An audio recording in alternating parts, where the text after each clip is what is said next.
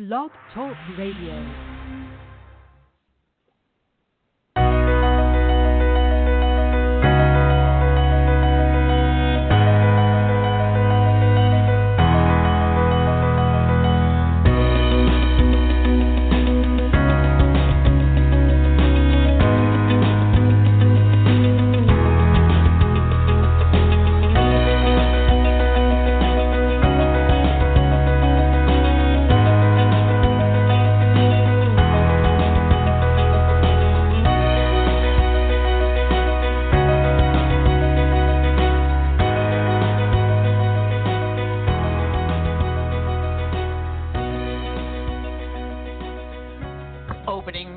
Provided by bensound.com. Welcome, everyone, to today's Earth Energy Forecast Show on this Tuesday, September 17th, 2019.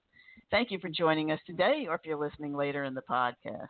I am your host, Joan Cerio.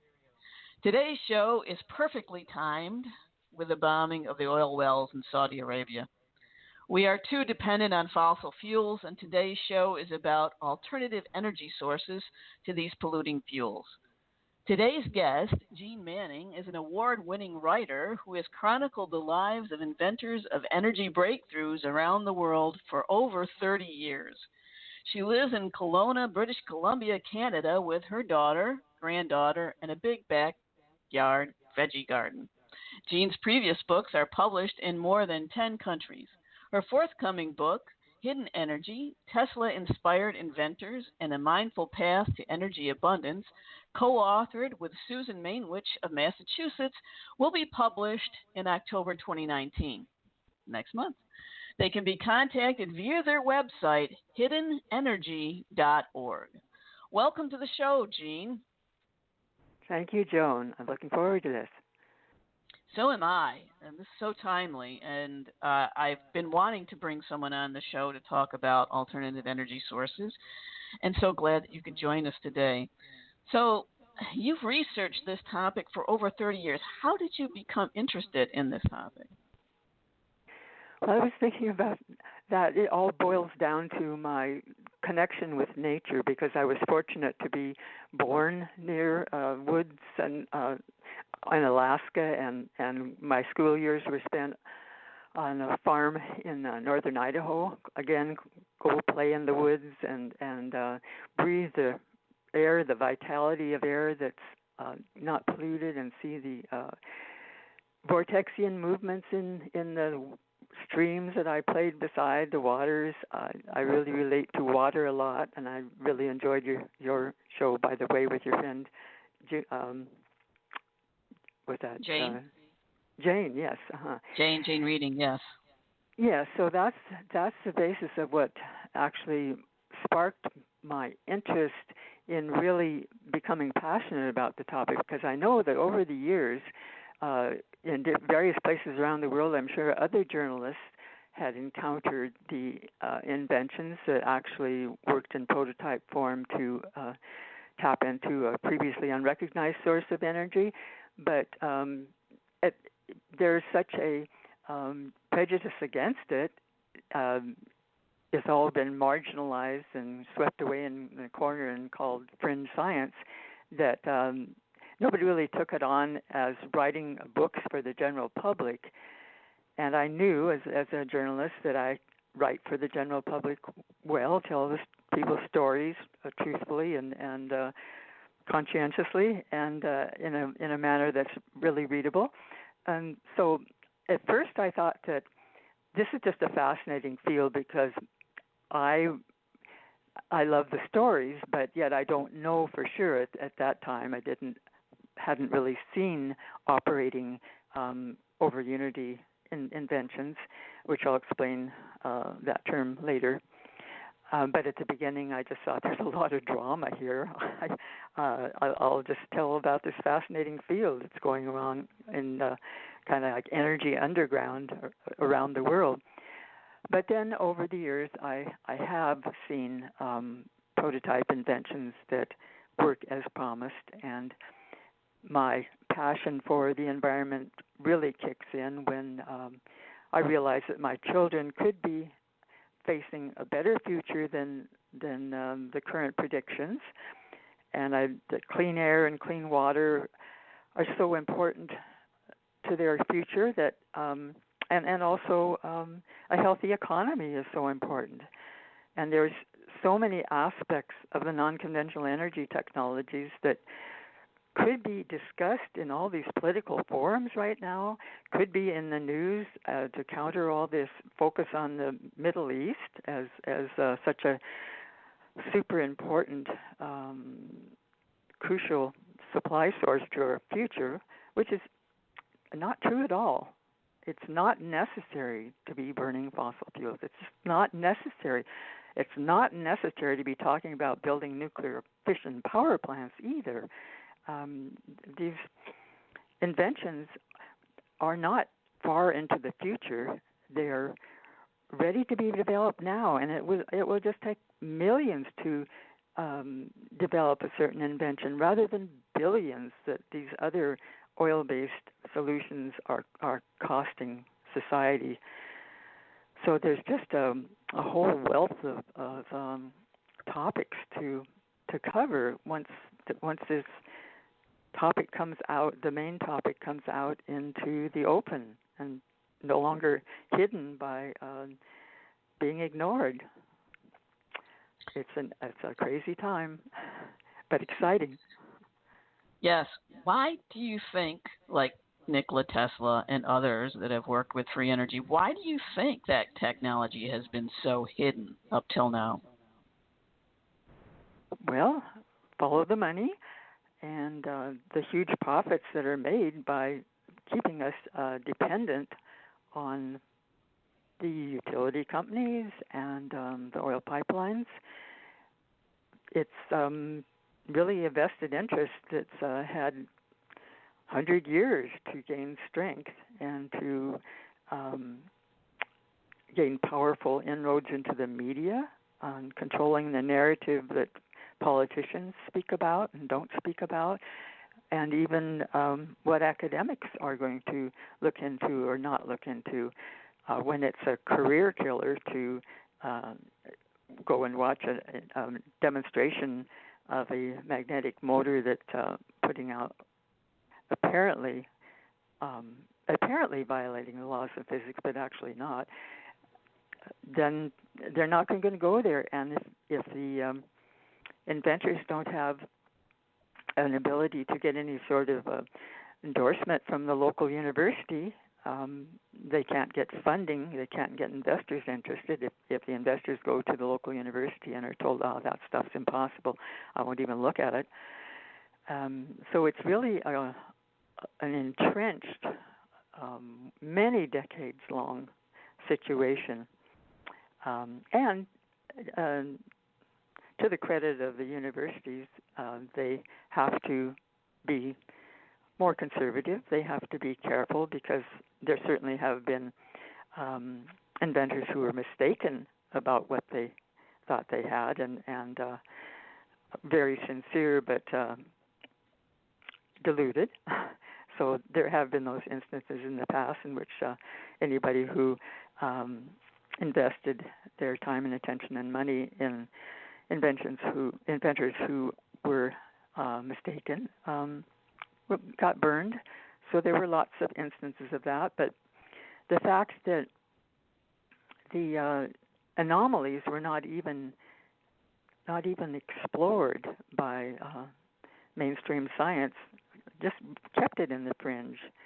And there's a lot of work that needs to be done now to look into the various questions that still remain. I mean, you have inventions that seem to mysteriously work, but I'm sure it wouldn't take long with a really well-funded research effort to come up with an understanding, the theories, the explanations, the what's going on in the materials. Are there miniature magnetic whirlwinds going on at a nano scale, or get these questions answered and acknowledged in science journals? The world will be quite different and really a lot more shining future vistas will appear. Let's talk a little bit about what this real energy is that connects all of life, as you say. And there's a lot of different terms for it. What is that energy, and how are they harnessing it? Okay, as to what it is, that is something that needs to be nailed better. So that's why there are so many terms there, ranging from really discounted terminology such as ether, which a lot of the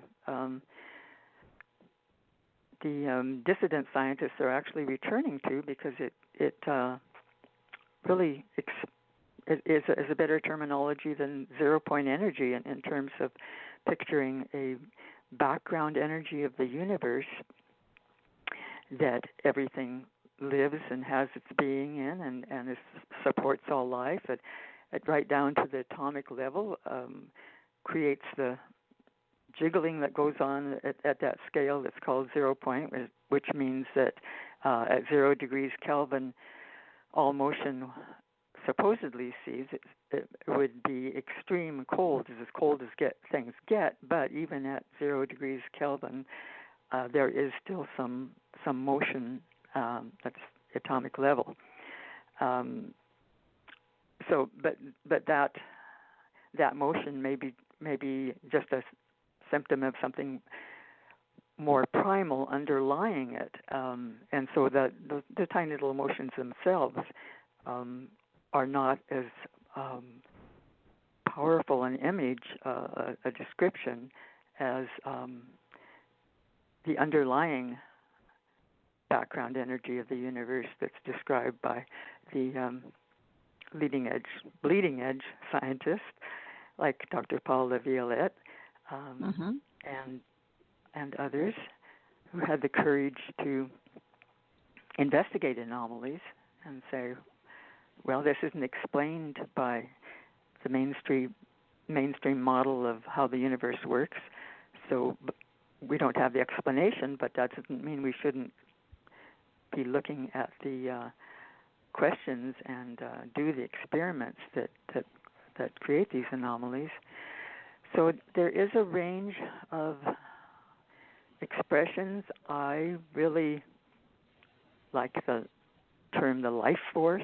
The scientist Dr. Wilhelm Reich called it orgone, and that has been ridiculed so much that I really don't use it, but I like the sense of what his experiments revealed, which is super important to our understanding of climate, weather, is that there are flows of life force energy in the atmosphere, and some things that we as humans are doing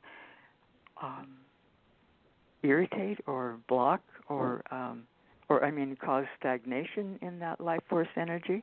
That's the conclusion of Wilhelm Reich's experiments, and if that were investigated more completely, we might have more understanding of what the emissions from nuclear power plants that are supposedly operating perfectly well, but there's still some radioactive particles that are emitted invisibly into the atmosphere, and what causes the and does it actually cause the stagnation of this life force in certain parts of the world where there are all these nuclear fission technologies? Those are the questions that the experiments brought up, and that should be of utmost importance to humankind. Utmost importance. The role of course, forests and all living things in interacting with this life force and enhancing the health of the waters and I too have met Dr. Masaru Emoto and understand that water is certainly so much more than the limited scientific model of it today, or the accepted mainstream model of water. There's so much more going on that does involve something that you can call a life force. Mm-hmm. So the new science, Joan, is really exciting. It's so much more in tune with what those of us who love to hang out in nature just sense and feel that there's the invisible part of what's going on everywhere is actually more beautiful and powerful than what we so far have been able to catalog with our senses, and that we at this point don't have scientific instruments to measure this background energy of the universe. But I think that interaction with our technology is coming, because what we can imagine is possible, given that there is a lot of scientific experimental basis for believing that there really is this energy source that has previously been unrecognized. In the past century, science has really gone into a much more mechanistic, just strictly materialistic, which means that only matter matters, worldview. And that's really an anomaly in the whole history of humankind. Mm-hmm. As anybody who's studied ancient understandings and the Vedic science and just anyone nowadays who does tune into nature at a more powerful level than just what you're measuring on weighing scales or some other measuring instrument. Yeah, there's yes, it does. I don't know if it's brand new, but a less conventional theory of the universe that it's really a plasma universe, meaning that everything is ionized gas. So we really have a sea of electrons, these charged particles. And that's really what makes up everything, and that makes sense, because then everything, of course, we know everything's energy, but if you can harness that and harness it in a way that you can, without putting a lot of energy in, get energy back out, and you've got your energy generators then. That's it, and I really think that the electric universe theories and experiments make a lot of sense. So that's why there's a whole variety of categories of non-conventional energy technologies, and plasma-based is one of them. But just as you were saying about plasma, what can happen in a plasma, it seems to just be more sensitive or reactive to influences that you don't find in other states of matter. In fact, even more reactive to our own presence, our own biofields, which is another topic. But it is true that there is a lot of crossover between the alternative healing communities' understandings and the new energy field, because maybe we're just all looking at different parts, different manifestations of the same background substance. It's just like that old story of the sightless people and the elephant, called The Blind Man and the Elephant story, where each of them is describing a different part of the elephant and insisting that that's what an elephant is. The one who's grabbing onto the trunk, it's the elephant's a rope. Or the one that's grabbing around, put their arms around a leg. Oh no, that it's a trunk, like a tree trunk. Or the one who grabs the tail. Oh no, it's a really skinny little rope. Or somebody who, when just feeling the underbelly of the elephant, has an entirely different description. So we are still fairly blind as to what it is we're dealing with this ether or universal energy, as we call it in our book, Hidden Energy. There's just a lot that remains, so much that remains to be learned. So I can't give the definitive definition because my degree is in sociology and I'm a journalist, and I very carefully relate what the leading edge scientists have to say, but I wouldn't be teaching a course myself on it. I'm a chronicler of what's going on in this field. But yet, having spent so many years around the experiments and listening to scientists talk, I really do have a sense of this new science that I know it's a reality, and I know that humankind could be going in a much more peaceful and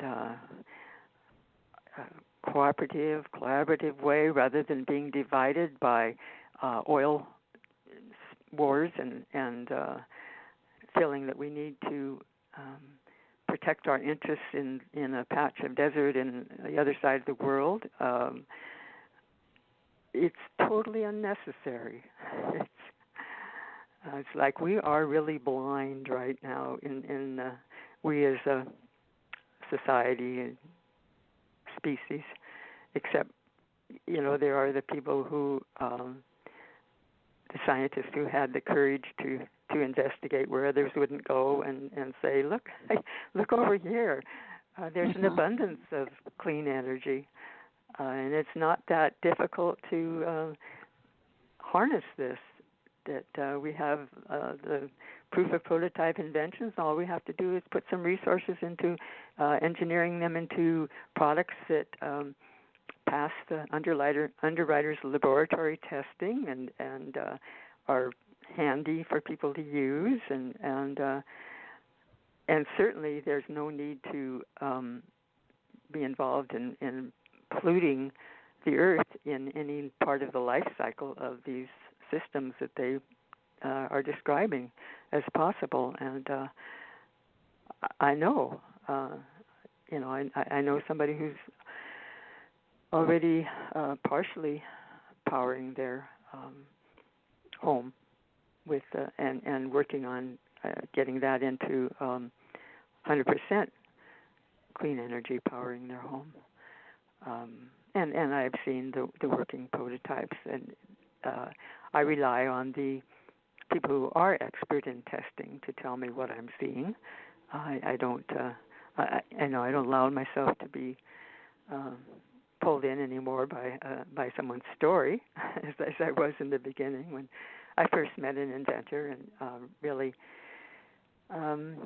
he was on the right track, but he was exaggerating what he had. So it was all a good education.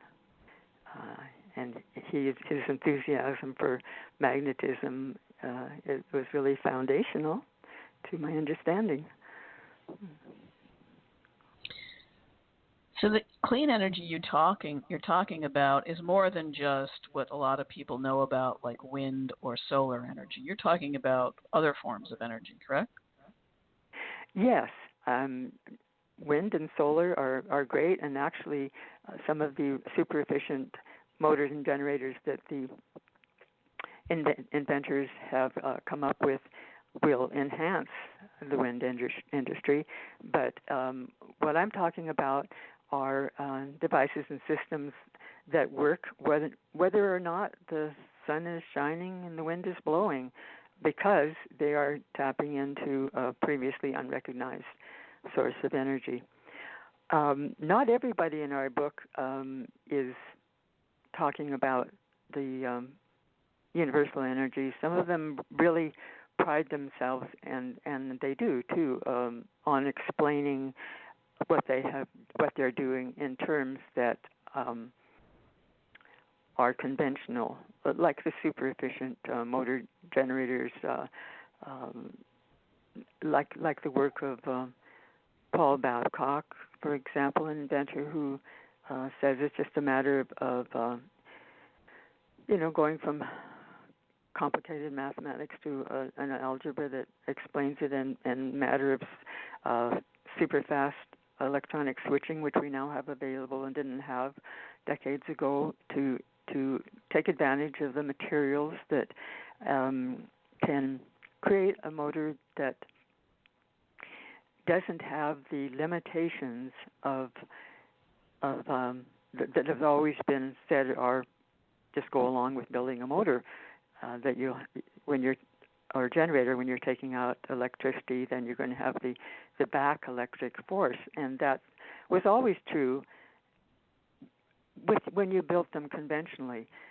But when you build with a different geometry to avoid that problem, then you have different results. And this is why what they're doing is revolutionary, because they're not building things just improvements on what has gone before, but rather let's come at this in a different way.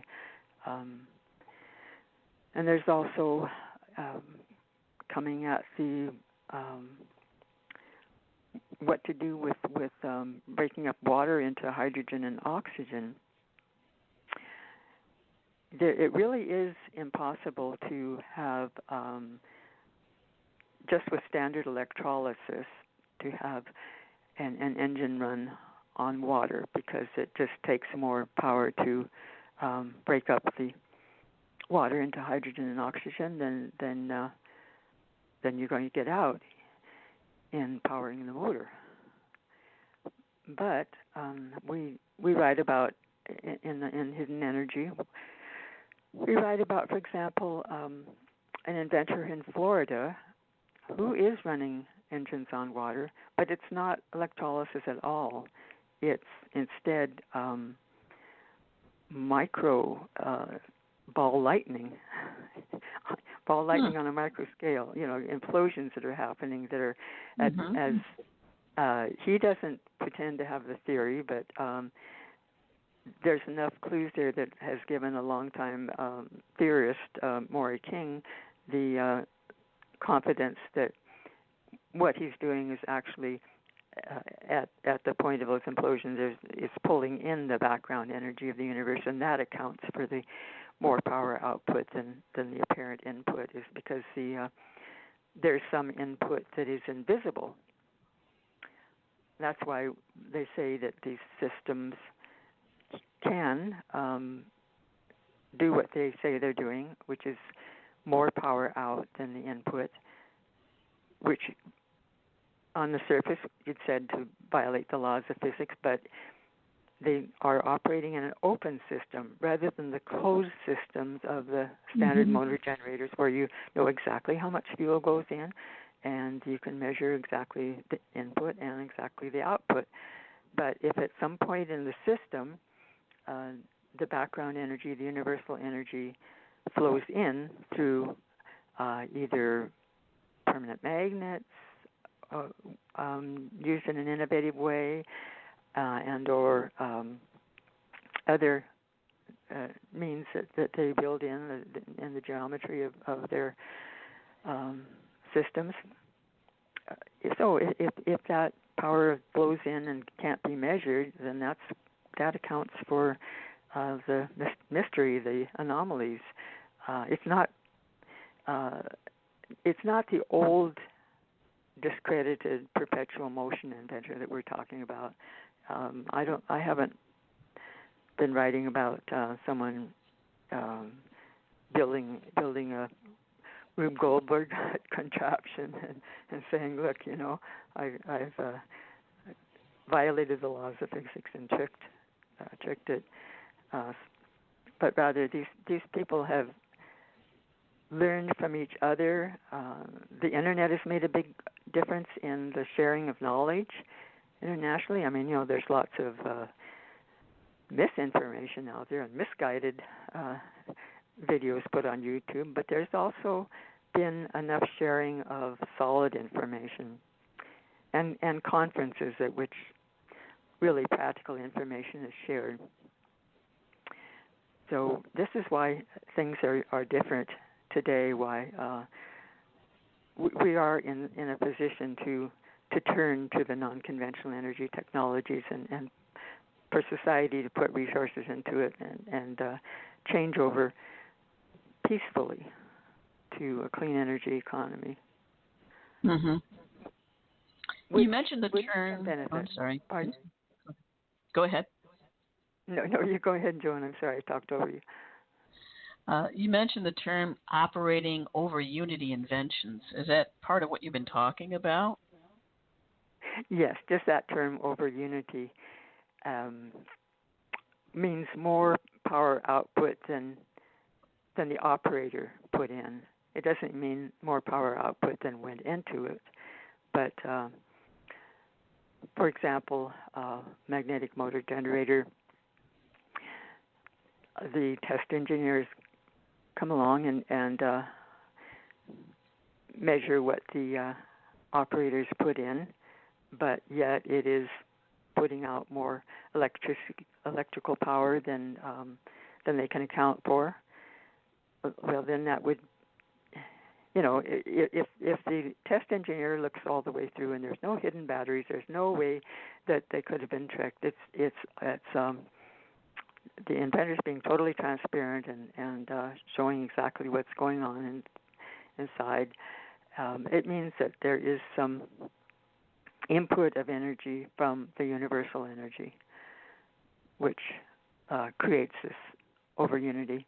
A more respectable term is coefficient of performance, and that's the terminology that's used by air conditioning engineers to show how a heat pump, for example, can put out more warming your house power than the little bit of electricity that goes in to run it, or your refrigerator. The amount of work that's done in the refrigerator in cooling your food is not necessarily correlated with the amount of electricity it took to run it. So how do these magnetic generators work?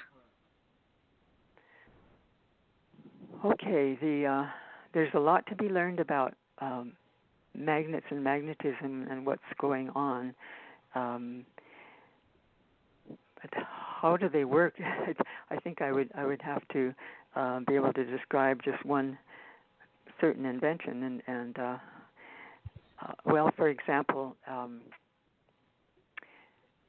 there's a device called the Earth Engine, which uses magnets that are anisotropic. I'm not sure if I pronounced that word correctly, but what it means is that its properties are different depending on the direction that the motion is going or coming from, and that's a concept that's been around for a while, and John Bedini, the late John Bedini, is an inventor who had built built a flywheel sort of invention that it used the magnets in an innovative way, and then a larger version of his invention really blew away a conference back in the 1980s. But those weren't as well documented. But now there's some people, and I haven't seen this particular one, but it's an example. It's called the Earth Engine. I believe it's being built in Scottsdale, Arizona, and it uses this type of magnets that have different properties depending on the different direction. So basically how the magnetic motor generators work is that they are built in such a way that they don't openly go head on against the laws of physics, but rather get around this what's called Lenz's law, the back electromotive force, by just being built in a way that avoids it. and that's the best explanation I can give over radio. You know. And there's magnets that self-resonate, and now I'm thinking with the use of magnets in solid-state devices, which can put out more power than the little bit of electricity that it takes to get them started. And they rely on getting something going called motional magnetic fields. Certain materials, maybe conditioning barium ferrite magnets, to self-resonate when they're hit with specific frequencies. So what a solid-state device is just something that apparently no parts are moving. You know, you don't see any moving parts, but it's actually going on at a molecular level. You know, there's no rotor or wheel going around, and no gears and pulleys and belts and pistons, and no fans or bearings. It just looks like an electronic circuit board. But what's going on is some use of the principle of resonance, and to be able to take the scattered randomly moving background energy and sort it into something that moves in one direction and then becomes a force, electric force. So, you know, the basis of it all is you know, pretty basic to childhood physics. That whenever a magnetic field is moving, electricity is generated, and so it's I like the thought of having something in my house that's just sitting there and nothing is apparently moving, and no rotor going around, so no noise, but rather that something is going on, that you've started with these special magnets that can create emotional electric fields, or emotional magnetic fields, I mean, and be able to power something. I so far haven't seen a solid-state device that does any more than prove the principle that it's possible. But there, so far I've just seen the ones that in a small way can demonstrate the principle, but that aren't really running any appliances. However, there was an inventor, Floyd Sweet, who unfortunately took all his secrets to the grave, but he had worked for many years with General Electric. He was really top in his field of knowing about working with magnetics, and he did build a device that was witnessed by scientists, and he claimed that the output to input ratios were something like 1,000,000 to 1, but I know that they were at least 500 to 1, based on the scientists that visited them. So they just taking advantage of some built-in instability within maybe the barium atoms, and then it didn't end with the death of Floyd Sweet, because a man named Arthur Manillis, in more recent years, back east in the U.S., did run a car on that type of device.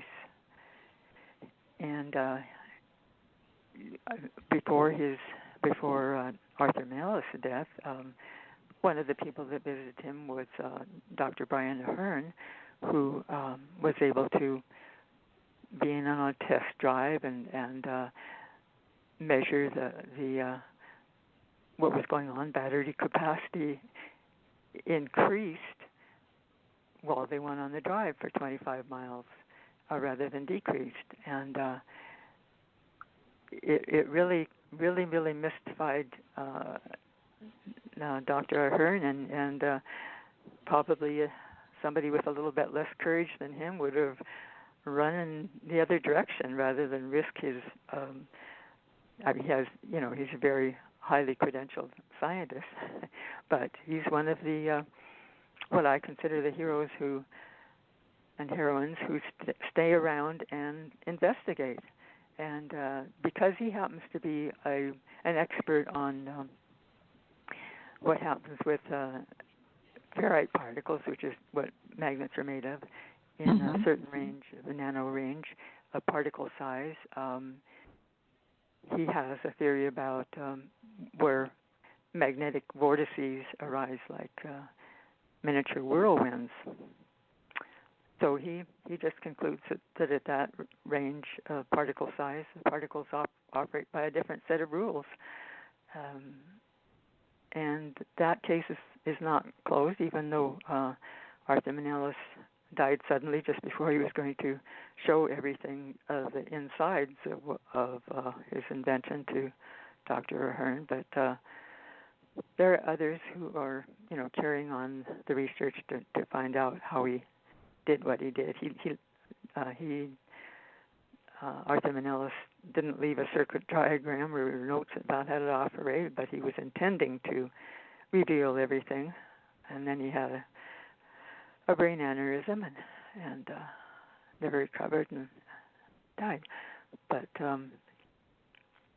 that knowledge is continuing on, and there are others in other parts of the world who have nailed it and have something that's working, and then it's a matter of how to bring that out to the public in a way that's safe for the inventor and ethical. My co-author Susan Manning is really on the leading edge of making sure that happens. She's started along with an engineer from the UK, a foundation to focus on that aspect of bringing this out in a matter that is win-win for everyone. Not just somebody's going to buy this up and a lot of people are going, or a certain number of people are going to make big fortunes, but rather let's do this wisely. This is what the general public needs to get in on the discussion of, and decision makers and politicians and economists and the best thinkers in our society need to be talking about how do we make this shift to the energy abundance in a way that benefits all life. Mm-hmm. So it's really a grassroots. Yes. Mm-hmm. Effort. Mm-hmm. And if it's not coming next week or anytime soon from vested interests or even academic institutions that are funded by vested interests, then the public has to create a level of let's educate ourselves and demand that we have a peaceful changeover, that we have a changeover that's going to create jobs for everyone that's able to work, a changeover that is not going to be used for further leveling of ecosystems, but rather restoring ecosystems. You could restore waterways, clean up waterways with abundant energy. You could recycle materials that right now aren't really economically feasible to recycle because they're so energy intensive. Takes so much electricity to, say, melt them down. There's all sorts of planet restoration projects that can go on with more abundance, and it's so important that it not be corporatized or militarized. In my point of view. Mm-hmm. Mm-hmm. So it's really important for each of us to educate ourselves and to start to demand these things from the government, from our corporations, to make the change. Exactly. Mm-hmm. Well, it's an interesting time when people are seeing urgency for change, urgent need for change, but there's just so much information that they need to have uh, to not despair about the future, but rather say, yes, it is possible. Because, of course, vested interest, for example, the oil industry, it's in my province of British Columbia where I live, it's and in Alberta next door particularly, it's the message is that we have to choose between the environment and jobs, and that's not true at all, not at all. And unfortunately, that's kind of a national message, even on our national radio. The all the doubt and fear that's planted by the people that are interviewed, and saying, well, we can't. We have to have our oil pipelines. We have. Well, of course, we have to provide jobs to people, and of course, we have to take care of the people whose work will be different in the future, who won't be working in an oil patch, and then they need training, and but a society that doesn't have to import foreign oil, build pipelines, build nuclear power plants, do all those expensive things, fight oil wars, keep a huge military presence wherever oil is being transported or drilled. That society can afford to do things right, to do right by people. Mm-hmm. Mm-hmm. Yeah, not to mention all the spent fuel rods that we don't know what to do with anymore from the nuclear power plants. Yeah, you asked what got me started, and I just talk about the very basis of my love of nature, but the things that keep me going on such a strange journey by other people's standards is, well, for one thing, the oil spill on my birthplace, the waters of Prince William Sound, when the Exxon Valdez spilled its guts of oil, and the Gulf of Alaska, the Prince William Sound particularly, just has never totally recovered. The herring fishery never totally recovered. That was so I had a startup. It was such pristine waters nearby, and then there's also what the nuclear power experiments or nuclear bomb making too that did in my own family. We lived on a farm in northern Idaho, and at some time, maybe 1950s, Hanford Nuclear Reservation released a cloud of radioactive particles, invisible to everybody, of course, that drifted across the state of across North Idaho and up into Canada. And for decades, people didn't know about what had happened. But eventually, some people that call themselves downwinders because of their health problems that resulted started investigating and found out about that release that was never announced to the public. And in my own family, at the time that would have happened, my younger sister was a baby, and she and my mother were drinking a lot of milk. The cows were eating the grass that the radioactive particles fell on, and both my sister and my mother have had cancer and thyroid problems, and my mother passed away from cancer. But in general, the radiating technologies just repel me because I know that there are alternatives that just aren't being explored. Vested interests become so dependent on having continuation of their industry that people don't get the information about the realities. Yeah.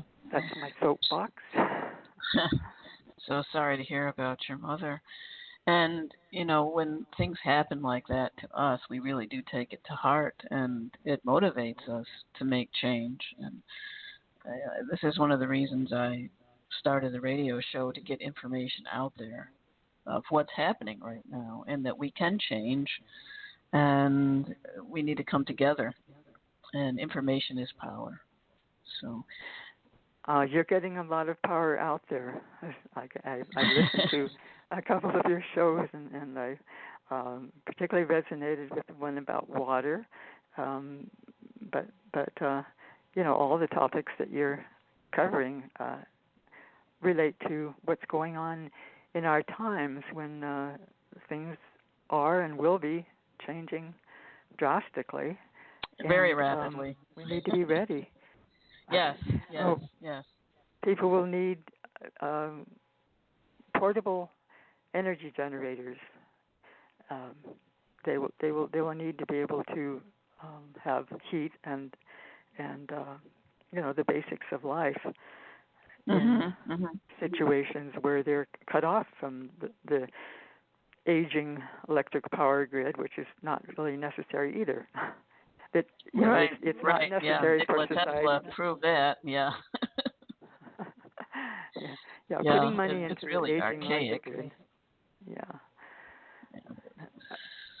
I was talking over you. What did you say, Joan? I was just saying it's really archaic when you think about it, because if we can tap into the energy of where that surrounds us, that is us, why do we need to go outside of us to bring any power? Exactly. Oh, that's a metaphor too, Yeah. Why do we have to go outside of ourselves? Outside of ourselves. Yes, exactly. I meant it that way. Yeah. Oh, there are these whole aspects. You can get into the subtler realms. The consciousness, whole consciousness topic is something that my co-author and I are just deeply interested in, and how humankind, being immersed in this field of universal energy, can interact with it, and so some of the theorists that we write about do get into the deeper esoteric parts, but still try to keep our book very readable to the general public, but just touch on the fact that that there are some really high credentialed scientists who acknowledge that there's a lot more going on than the materialistic, mechanistic scientific model acknowledges. And again, it presents a possible, beautiful, the possibilities for humankind are not. We don't have to have the Mad Max future at all. There's an alternative. We're going to go through challenges, definitely. This time of change and turmoil is not going to just miraculously disappear, but the more we understand about what we are and this background energy, which some of the theorists point to a consciousness, a living aspect to this background energy. Wow. There's some really interesting horizons. Yes, and it's so timely, and it is tied to the consciousness. And as we raise our consciousness, we see that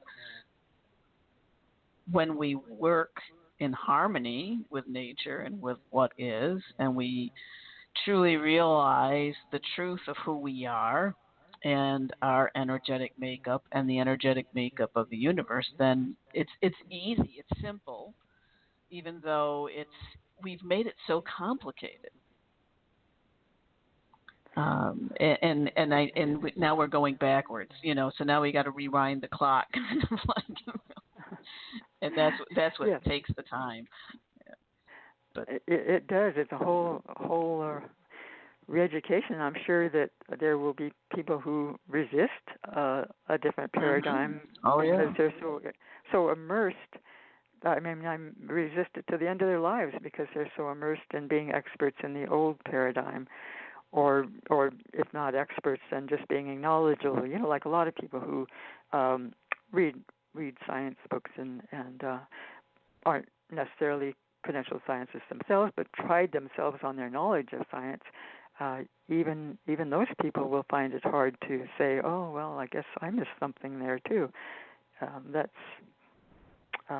That's not easy to swallow. Mm-hmm. If they look at the benefits to looking through a different lens at the universe, some of them will Well, change. mm-hmm. We're definitely entering a time of great change, and I've had shows about it. And Dr. Paul LaViolette talks about the galactic superwave. I'm going to talk about it actually this Saturday in a talk I'm giving. But, you know, they say necessity is the mother of invention, and what's coming, you know, is really going to necessitate these alternative energy sources to be put to use. And I think your book is very timely. It's very needed. Uh, and I'm very excited about it. I'm excited about this. The more information we put out there, the fact that we know that these cycles are coming and have approximate time frames, I think really empowers us that we can then, you know, okay, what can we do? How can we mitigate? Not only on a physical, energetic level, but also on a spiritual level, you know, in going into our power and what powers do we have when we come together in unity. And that's really what this show is about. I wanted to ask you about the Avalon Alliance. What is that? Okay, that's an organization based here in Kelowna that has a platform of having figured out all sorts of aspects of how eco projects, eco villages, can proceed forward. It goes beyond just other advice that's available out there to such projects, and it goes beyond standards like, you know, the LEED standard for house building or buildings, which are all good, but it goes beyond in a holistic understanding.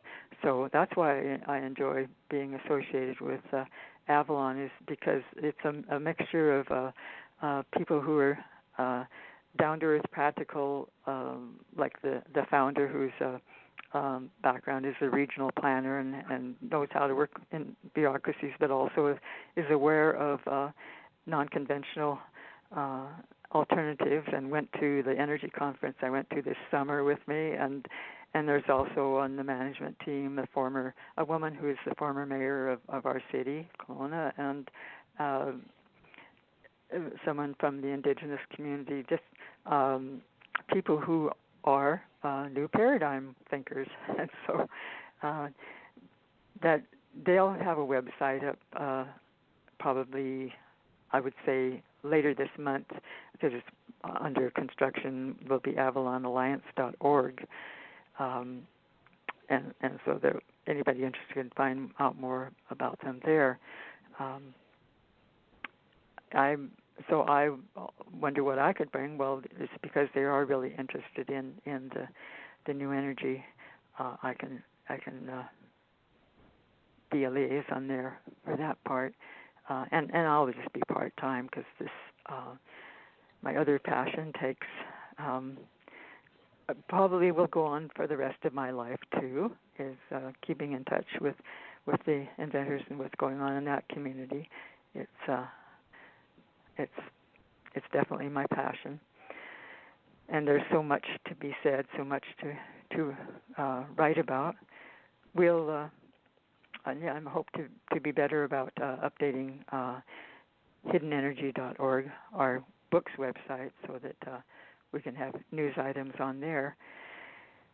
Yeah, there's a lot of work to be done, and it's fun because it's not just spreading the gloom and doom news, but spreading the there are solutions. Mm-hmm. Mm-hmm. Can you tell us a little bit more about your book? Okay, hidden excuse me. Hidden energy. Oh, I have a little problem here. I just have to drink some water here.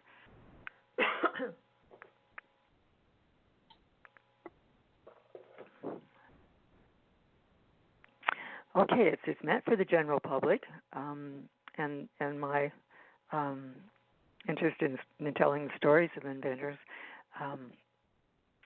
gets full rein in there, as does Susan's interest in, and which I share, in the important ethical aspects and the what she calls moral technology, which was a term that Rudolf Steiner used. So what Paul LaValle said about our book was that it kickstarts a public dialogue. And he said, "Come learn about an energy revolution that will transform the world." So it's a primer, everybody's guide to the clean energy revolution, but it goes beyond that to talk about the different aspects that the public and people in the spiritual thought community, all sorts of backgrounds, people from all sorts of backgrounds can find something that they need to know about what's possible for our future. It's also been called a primer for the New Energy Movement. Susan will be very active in that because she's president of the New Energy Movement. So it's giving the information that the public needs to have about this unlimited sea of energy everywhere in the universe. We don't pretend to be the theorists about it, but we do give a lot of, there's hundreds of footnotes and a lot of places where people can look up more technical part of things. We just try to make the technical part really understandable for the general public. That's great. What is this new energy movement you were talking about? This is a focused on public education. New Energy Movement in the U.S. was founded by Dr. Brian O'Leary in the early 2000s.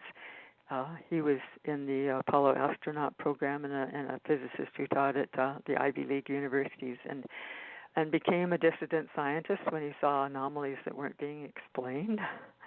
And became interested in things like the consciousness connection and was exposed to meeting some of the inventors that were active in that time.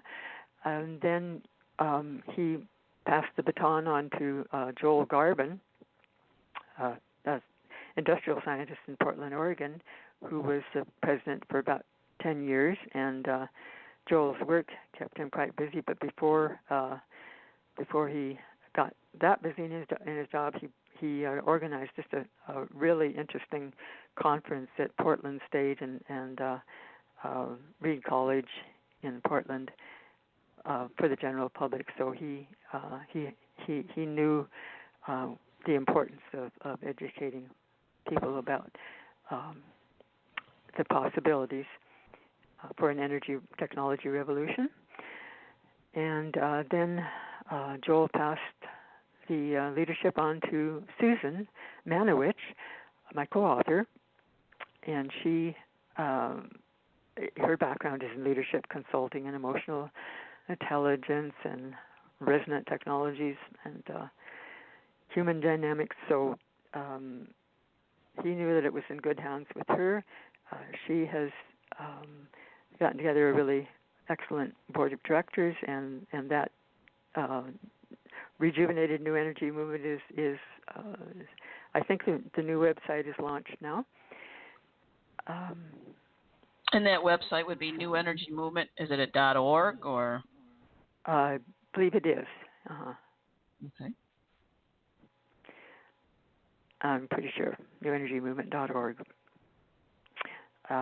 She will be MC at the Global Breakthrough Energy Movement Conference in the Netherlands in November, and that's a group with the same aims of getting the information out to the general public, and that group started in Europe, I think about 2012. I was at their first conference.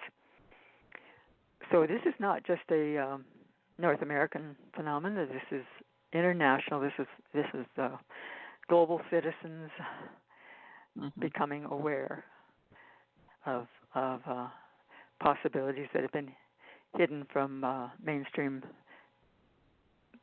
view.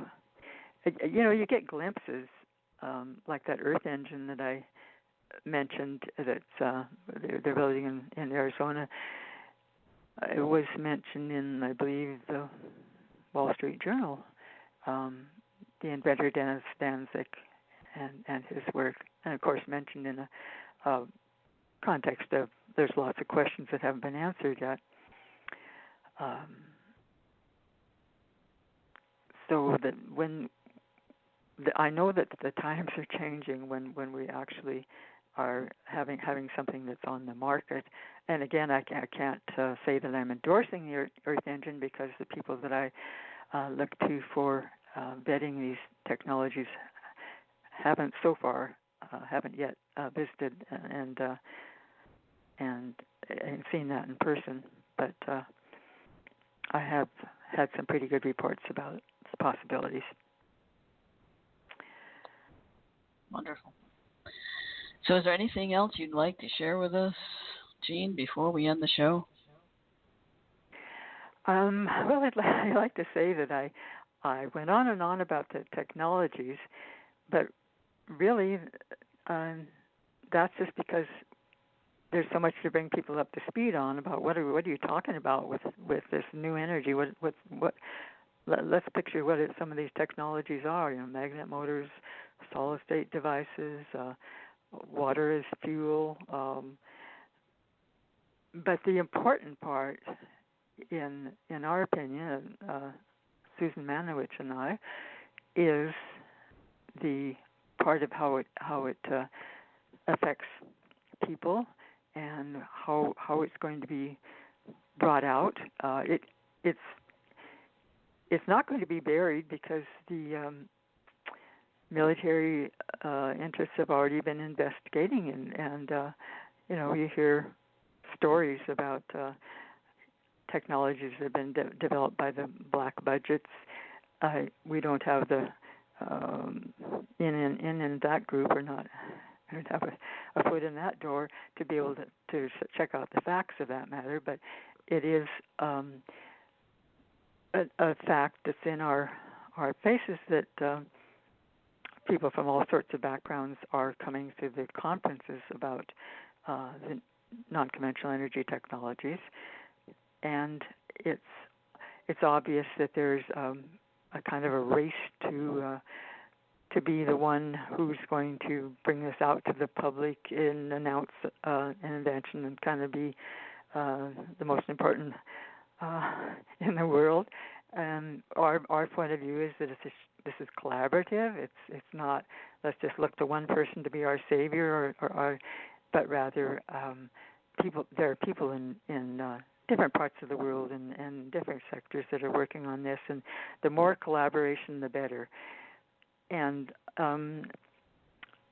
getting the decision makers in all sorts of fields involved in discussing the implications of this really dramatic energy revolution, and who will benefit from it? Will it be grabbed up by corporate interests who buy up in patents and rights, and then won't let other people just build their own, or will it be brought out in a way that's just and fair to all sectors of society? Will it be used to clean up the environment? Will the new technologies, the powerful energy technologies, be used to help get rid of pollution in rivers and make sure that no more pipelines are built to spill into rivers? It's just huge questions about changes in point of view and changes in corporate versus individual rights. There's just so much to be discussed, and I think as long as we've given corporations personhood, which is really obscene, because a corporation, by its very definition, is set up to just maximize profits for its shareholders, which doesn't make them evil. It just makes them not really what I would call a person. This is not about having some corporation which has all the high-tech artificial intelligence, intelligence gathering, data gathering capability to be ruling the world in a different way. It's about empowerment for ordinary people to improve their lives, and it's just by that the term free energy is by definition that it should be freely available to people. Yes. So anyway, those are the sorts of questions that we hope that people will start discussing. It would definitely revolutionize the world. Mm-hmm. And totally like Elizabeth Rauscher said, Dr. Elizabeth Rauscher also gave us an endorsement for our book before she left this world, and she said incorporating the spiritual nature of reality is extremely important. So she was pleased that is in the book. Yeah. Very good. Well, thank you so much, Jeane, for being on the show today. For being on the show today. I really enjoyed it. This is information that is absolutely critical. And again, her book, Hidden Energy, Tesla-Inspired Inventors in a Mindful Path to Energy Abundance, can be purchased at hiddenenergy.org, or you can go to Amazon. It'll be up there next month and available to you. Thank you so much again, Jeane, for joining us. And speaking of spiritual things and spirituality, next week's show, we're going to switch gears a little bit, and Ann Elbers, who is a popular author and spiritual instructor and angel communicator and modern mystic, will be on to share about how the earth needs your love. So please join us next week for that. Thank you again, Jeane. And thank you, everyone, for listening today. I hope you enjoy the rest of your Tuesday, and much love to everyone.